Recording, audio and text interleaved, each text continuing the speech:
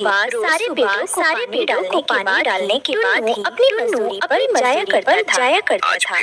आज फिर तुम लेट हो गए टुन्नू।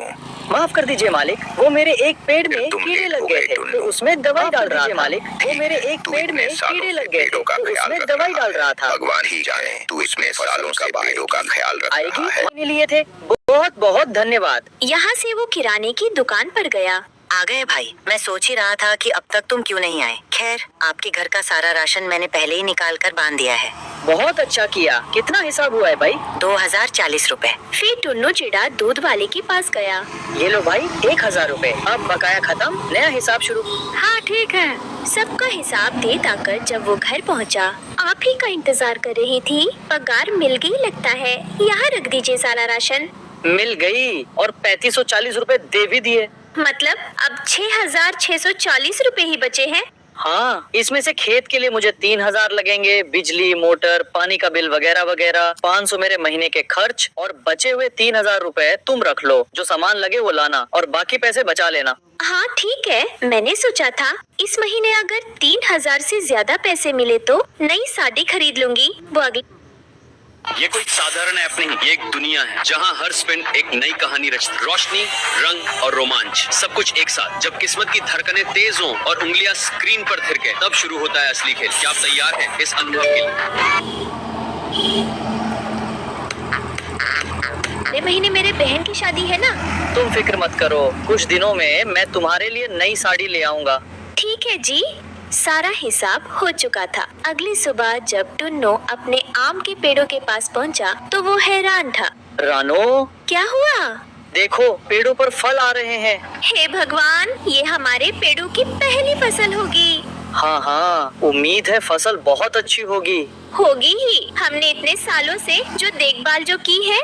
दोस्तों, ये रहे हमारी आज की वीडियो के प्यारे सब्सक्राइबर्स और फॉलोअर्स के नाम। नैना, चांदनी, पूजा, कोमल, हो जंगल के सुपरस्टार। दोस्तों, अगर आप भी चाहते हैं मैं आपका नाम अपनी कहानी में लूं, तो देर किस बात की, जल्दी से कमेंट करके अपना नाम हमें भेजें।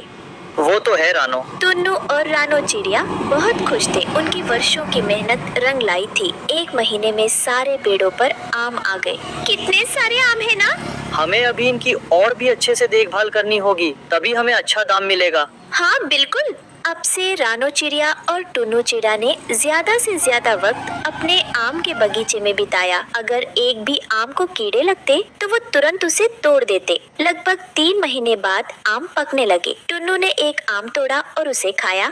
बहुत ही रसीले हैं रानो, तुम भी खाओ।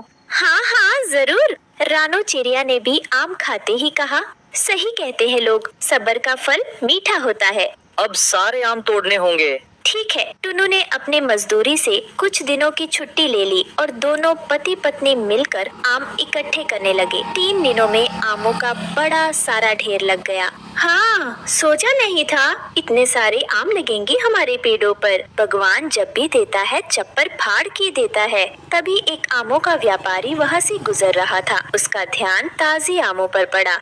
अरे टुन्नू भाई, सारे आम बेचने हैं क्या? हाँ स्वामी जी, सारे बेचने हैं। व्यापारी एक आम खाकर देखता है। एक नंबर, बहुत ही मीठे हैं और आकार भी बड़ा है। क्या दम लोगे इन सबका? ये मेरी पहली फसल है, आप ही कुछ हिसाब से बता दीजिए। फसल बहुत अच्छी है। मैं इन सब आम का तुम्हें 3 लाख दे सकता हूँ। 3 लाख? सौदा मंजूर है तो बोलो। जी मंजूर है, सौदा मंजूर है। और हाँ, अगले साल भी मुझे ही बेचना।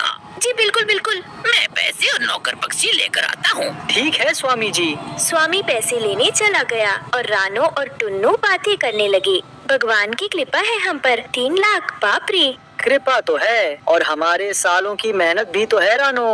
हाँ, ये मेहनत का ही तो फल है। वो दोनों स्वामी के लौटने का इंतजार कर रहे थे। कुछ देर बाद स्वामी एक बैलगाड़ी, कुछ नौकर पंछी और पैसों के साथ लौट आया। ये लो टुन्नू, तुम्हारे पैसे। बहुत बहुत धन्यवाद आपका। टुन्नू ने पहली बार इतने सारे पैसे देखे थे। स्वामी के नौकर पंछी आमों को बैलगाड़ी में भरने लगे। सब कुछ हो जाने के बाद टुन्नू और रानो घर लौटे। इतने सारे पैसे का हम क्या करेंगे? 1 लाख की बैंक में FD कराएंगे और 1 लाख के तेरे लिए गहने बनवाएंगे और अगले साल के लिए बचाएंगे। गहने, बाप रे। जिंदगी भर मैंने तुझे दिया ही क्या है सिवाय इस मंगलसूत्र के। चल अभी गहने खरीदते हैं। अभी? हाँ अभी। रानू और टुन्नू गहनों की दुकान पर पहुँचे। राम राम हुकुम सेठ। राम राम टुन्नू भाई, क्या दिखाऊं भाभी जी के लिए? कान की बालियां या अंगूठी? आप कान की बाली भी दिखाइए, अंगूठी भी और एक हार भी। ठीक है भाई। हुकुम सेठ ने पहले बालियां दिखाई। रानू ने एक बाली पसंद कर ली। फिर अंगूठियां दिखाई। रानू ने एक अंगूठी भी पसंद कर ली। फिर सेठ ने हार दिखाए। रानू ने एक हार भी पसंद कर लिया। इन सबको मिला के 70,000 हुए टुन्नू भाई।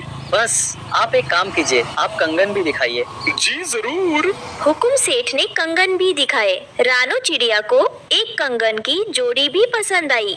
इन सबको मिला के 1,10,000 हुए टुन्नू। टुन्नू ने अपने झोले से पैसे निकाले और सेठ को दे दिए। अरे वाह भाई, इतने सारे पैसे, वो भी नगद। कोई खजाना मिला है क्या? ऐसा ही समझो। सेठ ने सारे गहने रानू को दे दिए।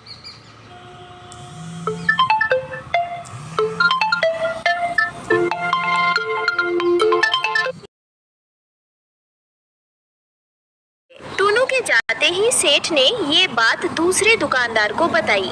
वो गरीब टुन्नू दिहाड़ी मजदूरी करने वाला मेरी दुकान से 1,10,000 के गहने खरीद कर गया है। लगता है कोई खजाना मिला है उसे। अरे बाप रे। और ये बात आग की तरह फैल गई। सारे लालची पक्षी मिलकर मुखिया के पास गए। जरूर टुन्नू को खजाना मिला है। उसने 1,10,000 के गहने खरीदे हैं। बाप रे, वो दिहाड़ी मजदूरी करने वाला टुन्नू ने? अगर उसे खजाना मिला है तो उस पर सारे जंगल का हक है। हमें उससे अपना हिस्सा मांगना ही चाहिए। आप सब एक साथ, क्या बात है? सुना है तुम्हें खजाना मिला है। उस खजाने पर जंगल वालों का भी अधिकार है। मुझे कोई खजाना नहीं मिला। तो इतने सारे पैसे तुम्हारे पास कैसे आए? वो मेरे आम के पेड़ों की पहली फसल आई है। 3 लाख रुपए में स्वामी भाई ने ही तो खरीदी है। छोटे बख्तार, वो कंजूस स्वामी तुम्हें एक फसल के 3 लाख देगा। कुछ भी। यकीन नहीं आता तो उनके पास चलो। सारे जंगल वाले स्वामी व्यापारी के गोदाम में पहुँचे। स्वामी भाई, इन्हें बताओ कि आपने मेरी आम की फसल के 3 लाख रुपए दिए हैं। हाँ, दिया है। इन्हें लगता है कि मुझे कोई गड़ा खजाना मिला है और ये पूरी इंडिया ये। वैसे तो टुन्नू चिड़ा एक मामूली पक्षी था जो एक दिहाड़ी मजदूरी का काम करता था, पर उसके पास फसल बहुत अच्छी। फिर अंगूठियां दिखाई। रानू लालची पक्षी मिलकर मुखिया के पास गए। बाहर आ जा।